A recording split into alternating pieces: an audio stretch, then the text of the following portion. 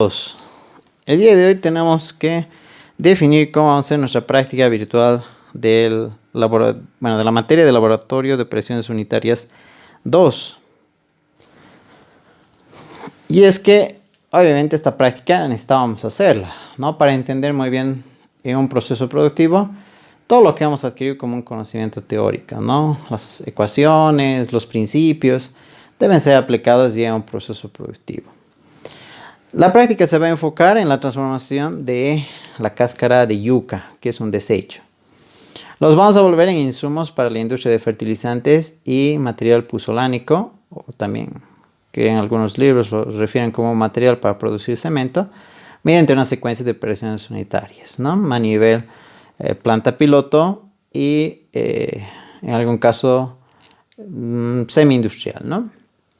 El objetivo general va a ser obviamente aplicar lo que hemos aprendido, ¿no? Nuestros conocimientos para estudiar esta transformación en estos componentes que son inorgánicos y además dentro de ellos están componentes solubles e insolubles. Entonces, algunos objetivos específicos después de realizar esta práctica, vamos a conocer variables que determinan las distintas operaciones unitarias. Vamos a evaluar mediante cálculos los rendimientos en cada operación unitaria o en las etapas críticas y vamos a comprender y aplicar correctamente los principios teóricos en cada operación unitaria y en todo el proceso. Veamos cómo lo vamos a hacer esta práctica. Lo que vamos a hacer es básicamente recordar o bien, se podría decir, traer a nuestra memoria muchas de las cosas que hemos hecho en laboratorio. Cómo pesar, por ejemplo. ¿Quién no se acuerda de cómo pesar? Así que son actividades de rutina. Lo que vamos a partir, hemos dicho, ¿no? De cáscara de yuca. Entonces la cáscara de yuca primero debe ser lavada. Debe ser separada obviamente la yuca y solamente la cáscara debe ser lavada. Y debemos preparar una bandejita. La bandeja obviamente debe ser pesada. Ahí está la masa de nuestra bandeja. Y vamos a ir colocando la yuca para posteriormente secarla, ¿no? Entonces ahí está nuestra estufa. La estufa está programada a 120 grados centígrados. Y lo que vamos a hacer es ingresar en un tiempo cero nuestra materia vegetal. Y cada 15 minutos vamos a apuntar la variación de la masa.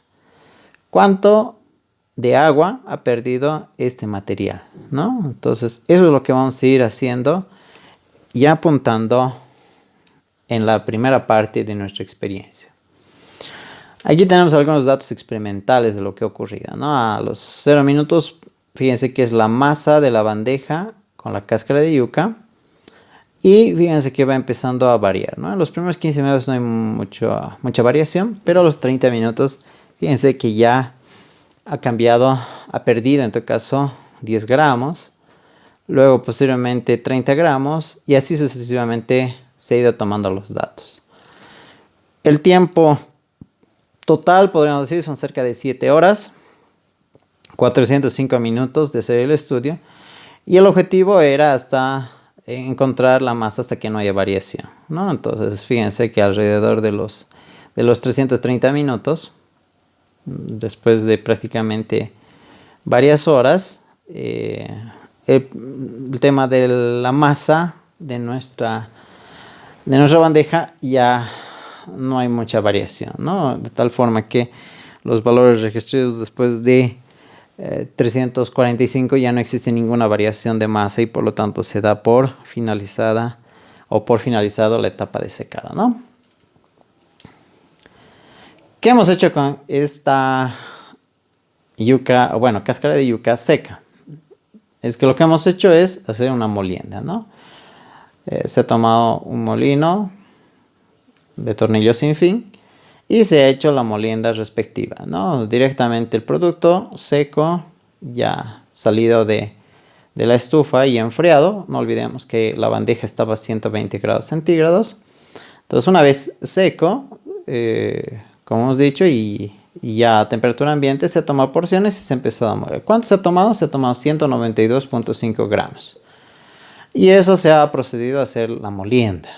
¿no? Se ha hecho la medición respectiva y se ha obtenido un producto molido. Y este producto que ha sido molido en este molino, lo que se va a hacer es una clasificación de tamaños, ¿no? Hemos aprendido que el tamizado nos ayuda a aquello, ¿no? A hacer una identificación de grupos según el tamaño. Entonces, fíjense que hemos organizado los tamices en cascada y estamos colocando, obviamente, como hemos aprendido, el tamiz de luz de malla más ancha arriba y el de más pequeña continuando, ¿no? La secuencia hasta tener al final la más pequeñita y por último la base, ¿no? No podemos tamizar al vacío, necesitamos una base. Entonces la operación de tamizado no es compleja. Una vez cargado este material vegetal, simplemente se ha tapado con una tapa metálica y se ha empezado a hacer la agitación. El tema de estos tamices se pueden hacer en sistemas vibratorios, donde finalmente se ve en la parte inferior que se han separado algunas fases, ¿no? Bueno, algunas porciones, mejor dicho, de este material. 315, 250 y 180 y la base, ¿no? Entonces, una vez terminado eso, se ha colocado en unas bolsitas, las cuales obviamente se debía pesar antes, y el producto que tenemos ahí es un producto molido y a la vez tamizado, ¿no? Está clasificado por tamaños. Obviamente los tamices no podemos dejarlos sucios, ¿no?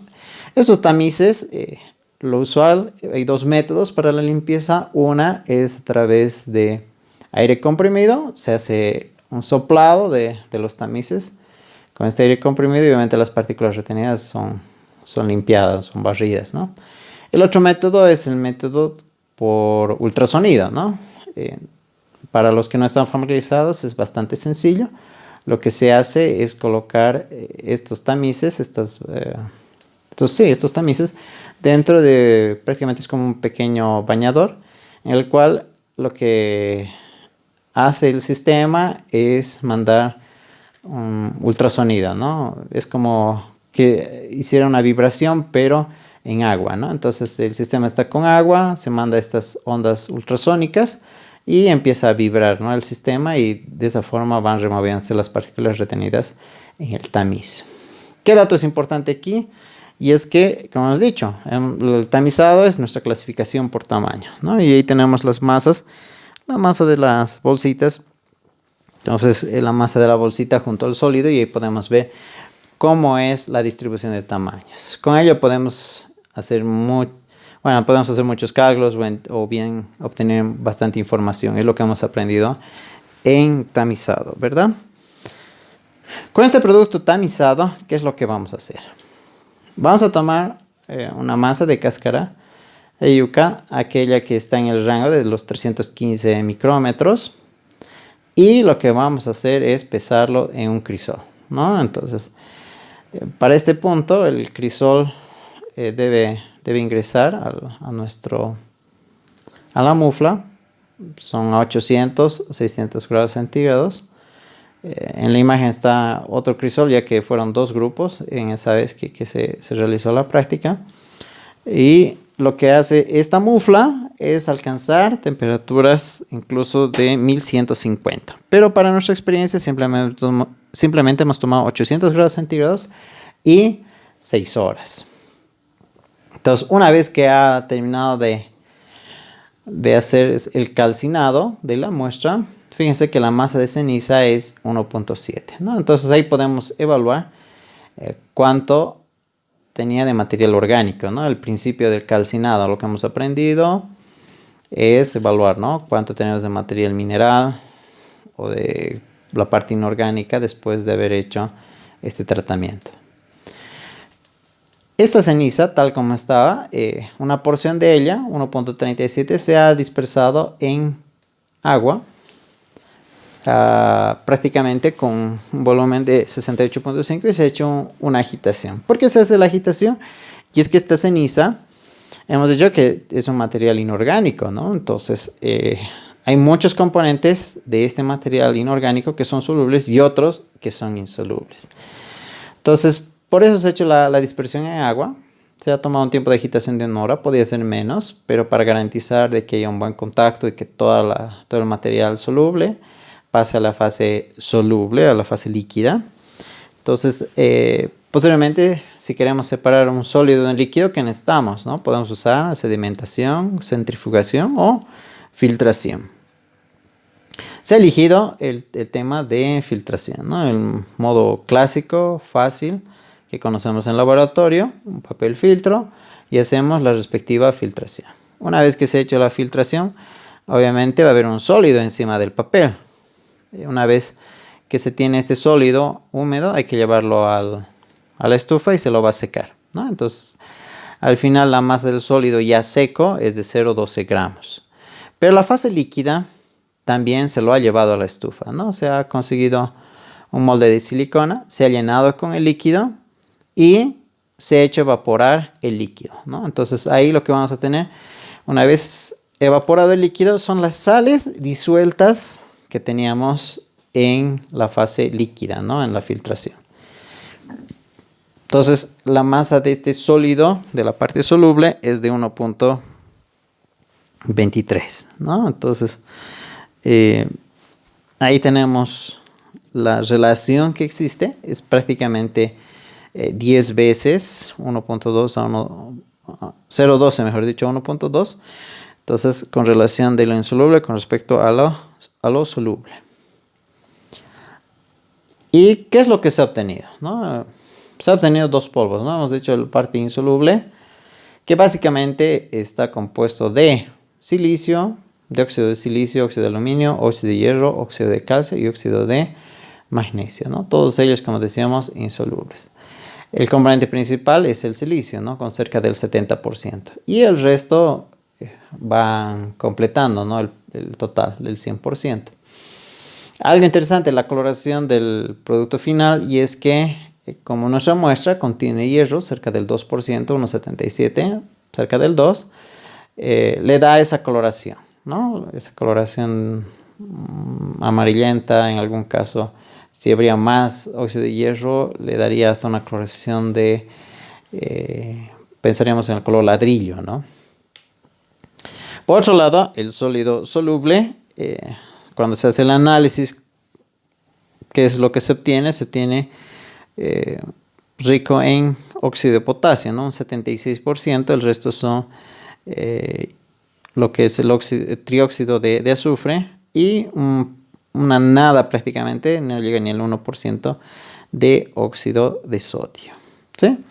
Entonces, se ha hecho toda esta secuencia de operaciones unitarias para obtener estos dos productos.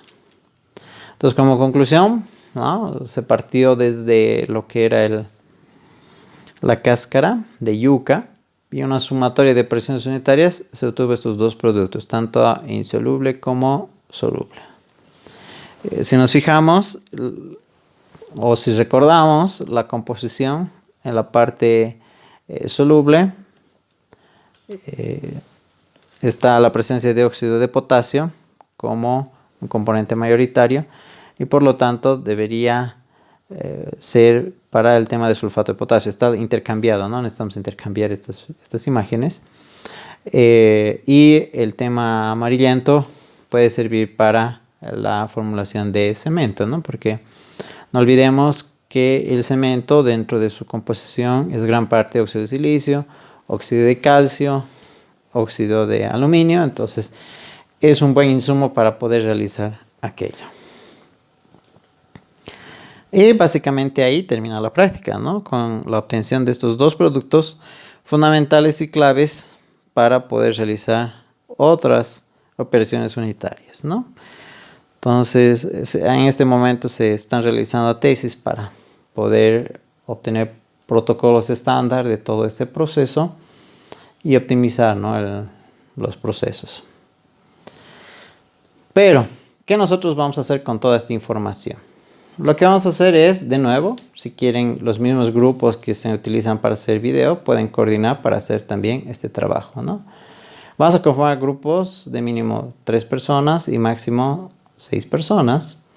Y vamos a presentar un reporte técnico. Imagínense que ustedes han visitado nuestra fábrica, han visto todo el proceso, pero ahora, una vez que el gerente se le acerca a usted, y le dice, ¿sabe? Necesito rápidamente esta información, ¿no? Y entonces este reporte técnico, que va a tener el título Proceso de transformación de la cáscara de yuca en componentes inorgánicos solubles e insolubles, requiere conocer, ¿no? Respecto a las operaciones unitarias, los cálculos y gráficas. ¿A qué me refiero con cálculos, no? Por ejemplo, en la etapa de secado necesitamos saber cómo es la curva de secado. Y si podemos sacar mayor evaluación sobre lo que hemos visto dentro de los mecanismos de secado, si se puede obtener con los datos obtenidos, hay que presentarle, ¿no? A nuestro gerente. Por otro lado, imagínense que también el gerente está preocupado por el tema de los tamices, ¿no? Entonces podemos calcular el porcentaje de cernido, de rechazo, o también conocido como el índice de cernido, el índice de rechazo, o también podemos evaluar el porcentaje perdido durante la calcinación, ¿no? Entonces, básicamente es todo lo que hemos aprendido, ¿no? Necesitamos evaluar, ¿no? Hacer los cálculos y las gráficas en base a la experiencia realizada. Por otro lado, eso corresponde al 35%, ¿no? El otro 25% va a ser armar un diagrama de bloques. Como ya hemos aprendido a hacer diagrama de bloques, necesitamos aplicar, mejor dicho, para este proceso, ¿no? Considerando igual 100 kilogramos de materia prima. Y finalmente, el otro 40%, fíjense que es el de mayor peso, es una vez que ya han evaluado, han hecho diagrama de bloques, ya entienden muy bien los cálculos, las gráficas, toda la información que hemos podido obtener de esta práctica, es hacer una optimización de las operaciones unitarias. Puede ser quizás por el tiempo, ¿no? Solo por dar una sugerencia, ¿no? En la filtración, lo usual es que se tarda entre media hora a una hora, ¿no? La centrifugación podría tardar probablemente 15 minutos, ¿no? Entonces, una optimización es reemplazar el proceso de filtración por una centrifugación. Por ejemplo, podríamos ver otras variables, ¿no? El tema del tamizado, ¿no? Quizás antes de realizar el tamizado se puede hacer una segunda molienda, ¿no? Para poder tener material con menor tamaño. ¿Y cuál es lo importante de tener un menor tamaño, ¿no? Y es que el área superficial es mayor y por lo tanto probablemente el tiempo de calcinación sea menor. Estoy dando algunas sugerencias. Es todo lo que hemos aprendido en la materia, ¿no?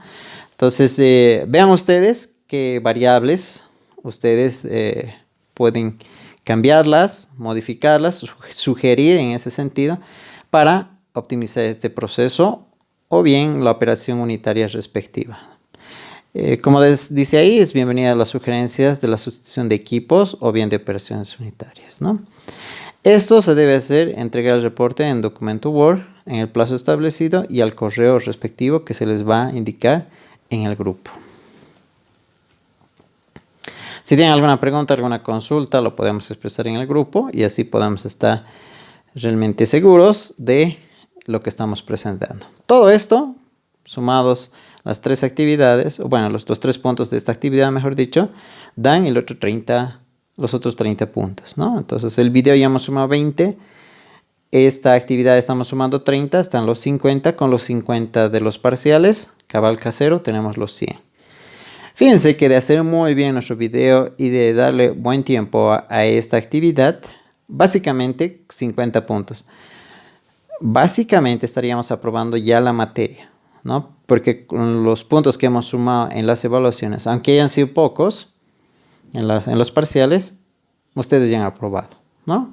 Espero que todos apunten al 100, que puedan sacar esos 50 puntos más los que han sumado en los parciales, tengan una muy buena nota. Es como les comenté desde el inicio de la materia, esto no es una carga, es más bien que podamos caminar juntos en esta materia de una forma muy amigable, de una forma muy placentera y que puedan aprender tanto ustedes en el sentido de que sea algo muy muy bien organizado y también que puedan ustedes aplicarlo, ¿no? no sea solo aprender de memoria algunos conceptos o las ecuaciones, ¿no? Esto ya es el terreno de aterrizar, ¿no? Todo lo que hemos aprendido ya ahora, cómo lo aplico en una situación de la vida real. Bueno, solo me queda decirles gracias y cualquier comentario, cualquier duda, ya saben, mediante los grupos. Nos vemos. Chao.